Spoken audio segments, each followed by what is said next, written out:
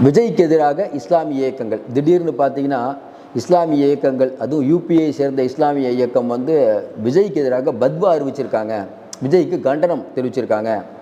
தமிழகத்தில் இருக்கக்கூடிய இஸ்லாமியர்களே விஜய் வகை எந்த நிகழ்ச்சிக்கும் கூப்பிடாதீங்க, விஜயை புறக்கணியுங்கள் அப்படின்னு ஒரு அறிக்கை வந்தது. பெரும்பாலான தொலைக்காட்சிகள் ஃபுல்லாக போட்டாங்க. விஜய்க்கு எதிராக இஸ்லாமிய இயக்கங்கள், ஏங்க ஒரே ஒரு இயக்கம் தாங்க. இதையும் தாண்டி அப்படி என்னங்க விஜய் பண்ணிட்டாரு? இன்றைக்கி கூட உச்சநீதிமன்றத்தில் விஜய் திமுக போட்ட வழக்கு தான் வக்பு வாரிய சட்டத்துக்கான வழக்கு வந்தது.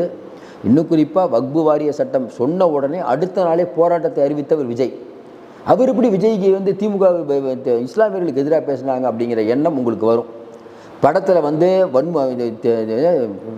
இஸ்லாமியர்களை தீவிரவாதியாக காட்டினாராம். விக்கிரவாண்டியில் வந்து அங்கே இருக்கக்கூடிய மக்களுக்கு தண்ணி இல்லாமல், குடிக்க கூட தண்ணி இல்லாமல் பண்ணார். எல்லாத்தையும் தாண்டி இன்றைக்கி விஜய் அவர்கள் இஃப்தார் நோன்பு நடத்தினார். அதில் வந்து சமூக விரோதிகளுடைய கூடாரமாக ஆகிவிட்டதுன்னு சொல்கிறாங்க.